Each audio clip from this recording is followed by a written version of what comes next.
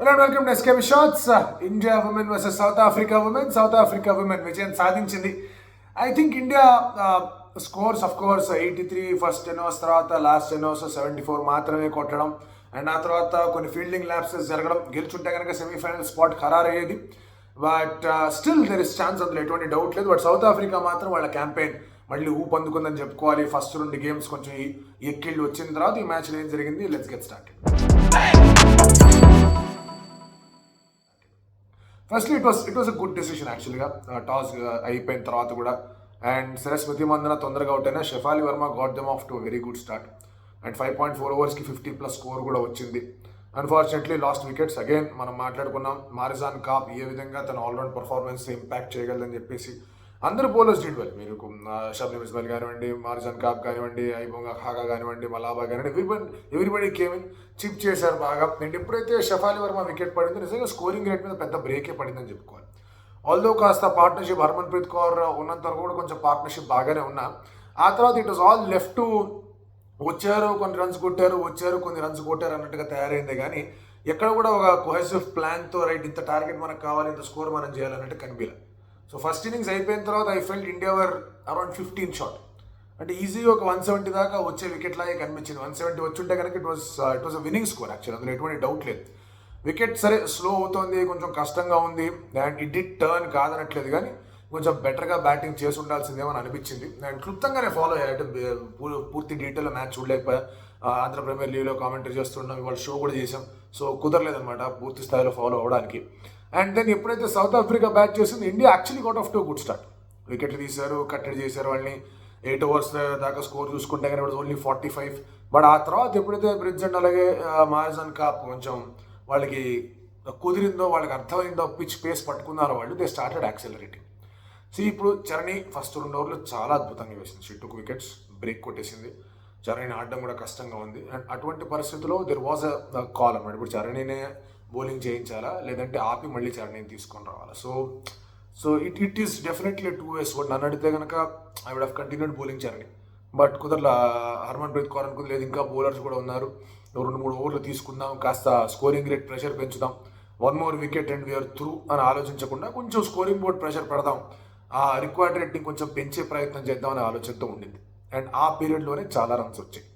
ఆ పీరియడ్లో బౌలింగ్ వేసిన ప్రతి ఒక్కళ్ళు రన్స్ ఇచ్చారు, రైట్. ఆ తర్వాత అరుంధతి వెంట్ ఫర్ ప్లెంటీ. ఎక్కడైతే 10 runs per over ఇంకా మార్క్ ఉండింది, Arundhati Reddy went for plenty.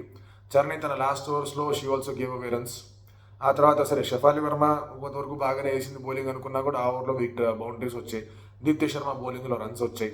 So అప్పటికి దేర్ వాస్ మ్యాచ్ ఒక రకంగా చెప్పాలంటే కొంచెం అటు ఇటుగానే ఉండింది. మీకు 2 ఓవర్స్లో 18 కావాలన్నప్పుడు కూడా మ్యాచ్ అటు ఇటుగానే ఉండింది. ఆ ఓవర్లో 16 రన్స్ వచ్చాయి. దీప్తి శర్మ బౌలింగ్ చేసింది penultimate over.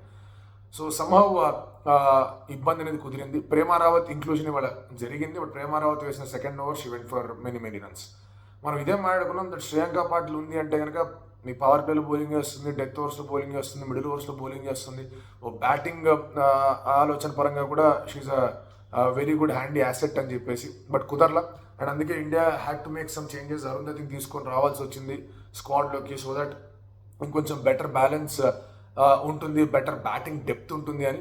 Unfortunately that did not completely work out, ఎందుకంటే బౌలింగ్ పరంగా things did go well Indian ఉమెన్కి. మారిజన్ కాప్ అగైన్ మరొకసారి ఇండియాకి అగేన్స్గా బాగా పర్ఫామ్ చేసింది. There was a space. Richa ఘోష్కి ఇంజరీ అయింది అని చెప్పేసి కొంచెం టైం అవుట్ తీసుకుంది. ఆ తర్వాత వెంటనే బ్రిడ్జ్ అవుట్ అయింది, తర్వాత మీకు తను కూడా అవుట్ అయిపోయింది, నడి డిక్లర్ కూడా అవుట్ అయిపోయింది. సో అక్కడ ఇంకొంచెం ప్రెషర్ పెట్టే అవకాశం వచ్చింది, ఇంకొంచెం చోక్ చేసే ఛాన్స్ అనేది కనిపించింది. But again మారిజాన్ cup stood really strong. తను స్టార్టింగ్ నుంచి ఎప్పుడైతే 2 వికెట్లు పడ్డాయో అక్కడి నుంచి ఎక్కడ కూడా స్కోర్ బోర్డ్ అనేది మరీ అవుట్ ఆఫ్ రీచ్ వాడని ఇవ్వాలి. అండ్ ఎక్కడెక్కడైతే తను బౌండరీ 6 కొట్టే అవకాశం ఉండిందో she took that call and కొట్టింది కూడా. ఎక్కువ రిస్క్ కూడా తీసుకోవాలి. No that is where Marizanne Kapp's ఇన్నింగ్స్ని మెచ్చుకోవాలి. ఇక్కడ ఇండియా కూడా ప్రాబ్లీగా ఒక ఆ క్యాచ్ రాధా యాదవ్ కొంచెం ఓవర్ రన్ చేసింది, రిస్ట్కి రైలు ముందు పడిపోయింది. రాధా యాదవ్ ఆ క్యాచ్ తీసుకొని ఉంటే కనుక things would have been different. But క్యాచ్లు పట్టాలిగా. రాధా యాదవ్ దగ్గర నుంచే క్యాచ్లు డ్రాప్ అయ్యింది అంటే కనుక will feel disappointed. She's the best fielder. అప్పటికే జెమిమా రోడ్రిగ్స్ బౌండరీ దగ్గర ఒక మంచి ఫీల్డింగ్ చేసింది, మిగతా టీం అంతా కూడా బాగానే ఫీల్డింగ్ చేసినా కూడా దేవర్ సర్టన్ ల్యాప్సెస్. అండ్ అలాగే Marizanne Kapp was top match. She's played really well. India ఎంత ట్రై చేసినా కూడా కుదరలేదు. అండ్ ఐ థింక్ బ్యాటింగ్లో అండ్ అలాగే కొంచెం ఫీల్డింగ్లో కొంచెం జాగ్రత్త ఉంటే బాగుండేది.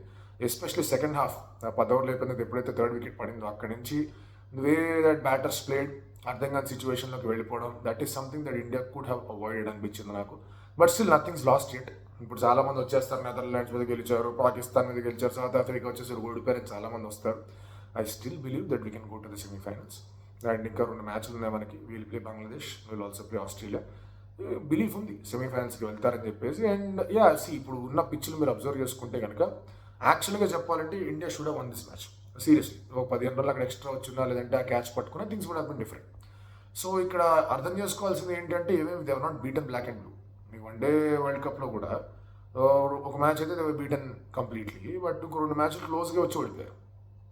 సో ఈ పరిస్థితిలో క్లోజ్గా వచ్చి ఓడిపోయారు ఒక మ్యాచ్ అంటే కనుక it's always good. And south ఆఫ్రికాతో వరల్డ్ కప్ ఓడిపోవడం, వరల్డ్ కప్లో ఒక మ్యాచ్ ఓడిపోవడం is always a good women. So అది 2011లోనూ జరిగింది, మొన్న కూడా జరిగింది, అండ్ ఇప్పుడు కూడా జరిగితే ఇట్స్ గుడ్ లీగ్ మ్యాచ్ ఓడిపోవడం అనేది. So I think India will come back stronger and India will make it to the semifinals అనేది నా ఫీలింగ్.